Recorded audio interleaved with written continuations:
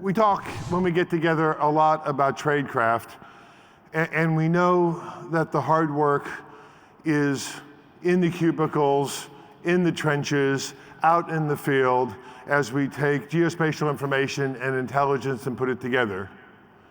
But we also have to recognize that there's leadership that does the simple stuff of getting the roads and infrastructure in place and making the trains run on time.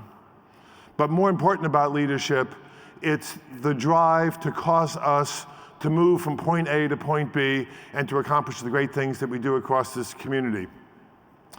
The foundation established the Lundahl-Finnie Award to recognize and remember two great leaders who provided this kind of leadership and expertise in order to make a difference in our community.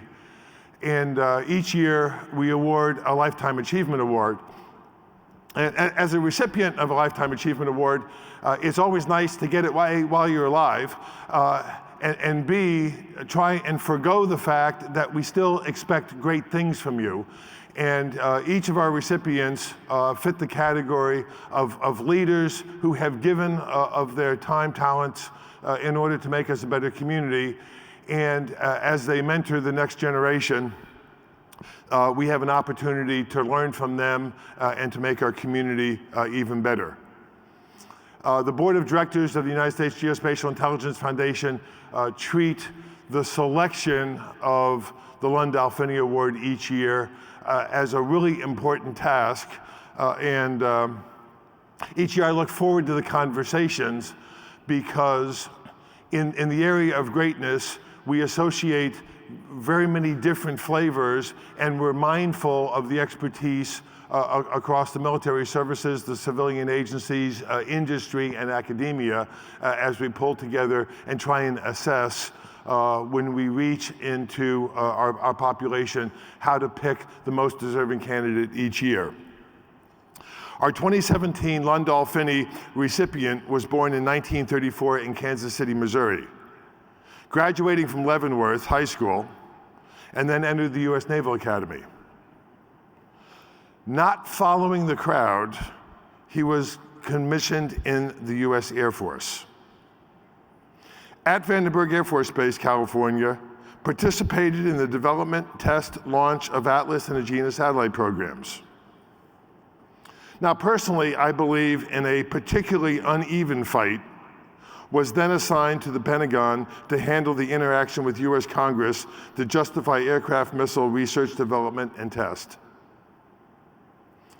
Moving the hero of this story to the White House and National Security Council in June of 1976 was an inspired decision. There, the position provided direct support to the National Security Council and the President. The skills to make a Lundahl-Finnie recipient always looks at, do you have the root skills and basis of understanding? And so important assignments included Assistant Vice Commander of the U.S. Air Force Space Command, Vice Commander-in-Chief of the North American Aerospace Defense Command. But given the GEONT enterprise in Space Geek Technology category, our recipient was a targeteer for the Gambit Reconnaissance Satellite Program and responsible for the development of the mission planning, command and control software for the Hexagon program. Culminating a career as director of the Defense Mapping Agency from 1985 to 1987, brought all of these experiences to bear. This morning we were talking about amphibious beach landings, taking the experience at the Naval Academy and connecting it with the experience at the Defense Mapping Agency, to where our recipient unloaded a landing vehicle of trainees into water over their heads. That said, the real saint of this story is his wife, Marge.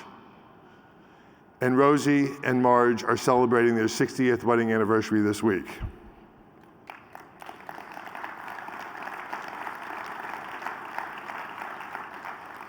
It is my honor and distinct privilege to announce the recipient of the 2017 Lundahl-Finnie Lifetime Achievement Award by unanimous vote of the USGIF Board. Major General Robert Rosie Rosenberg, in recognition of his significant contribution, tenacity, and demonstrated high intellect. On a personal note, working closely with Rosie as we transitioned the Defense Mapping Agency to digital source and production was an experience to be remembered, and Rosie never repeated. Ladies and General, Major General Robert Rosie Rosenberg.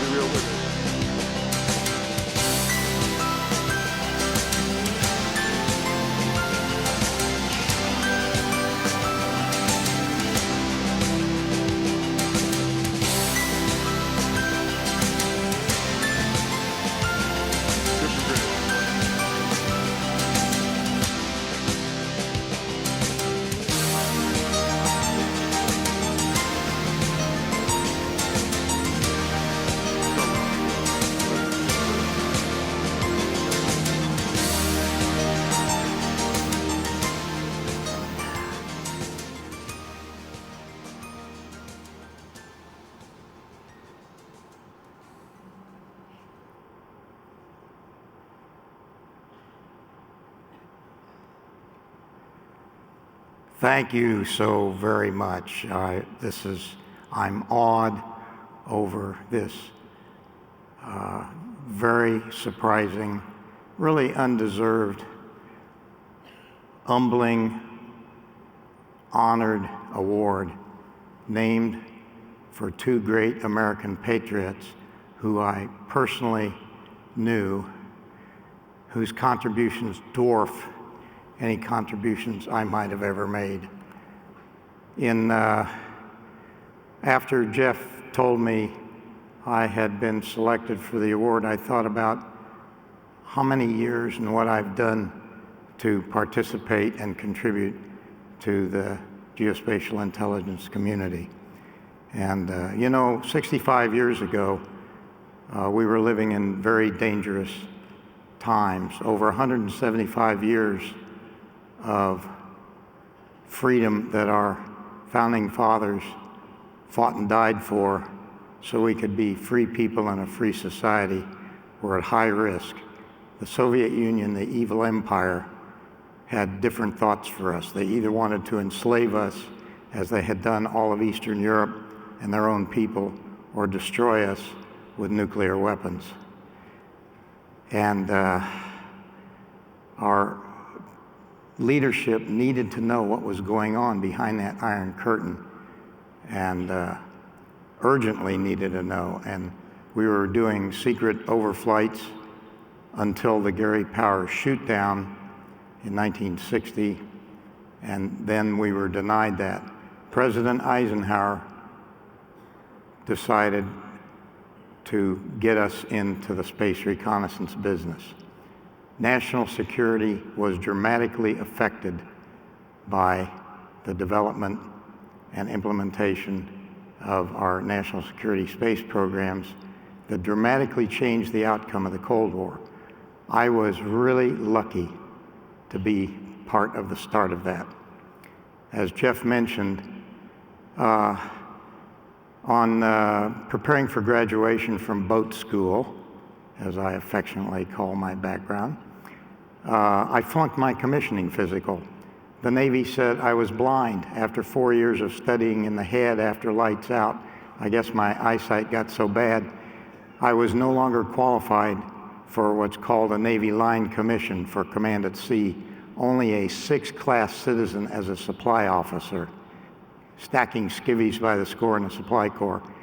And I was so insulted that the Navy was going to make me a 16th class citizen that I went to see the Air Force liaison officer at the Naval Academy, and I said, "Colonel, will you take me?" He said, "Well, of course, young man." I said, "But what do you do with me? You only fly airplanes." And the Navy says, "I'm blind." He was a prophet. He said, "Young man, I'm going to send you to missile school. Someday we'll be in space." I graduated in June of 1957. Sputnik went up in October of 1957. With the Gary Powers shoot-down, the great race was on. And it wasn't Sputnik that was the evil thing. It was that Sputnik was launched on the world's largest ICBM that we had nothing like, and very, very concerned over the impact of that on our future.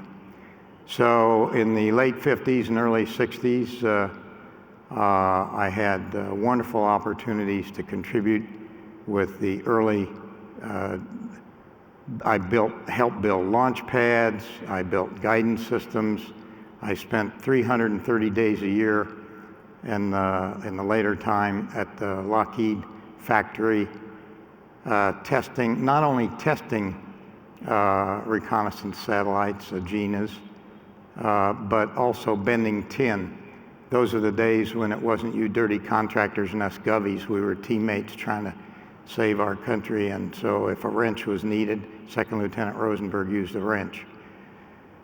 After that, my tour in Sunnyvale as a targeteer, mission planner and targeteer, was really an exciting opportunity. But I'll skip over some of that and just say that while Jeff talked about contributions I made on active duty, when I retired, I had a passion, and my passion was to continue helping those serving in uniform in harm's way in our land, naval, and air forces.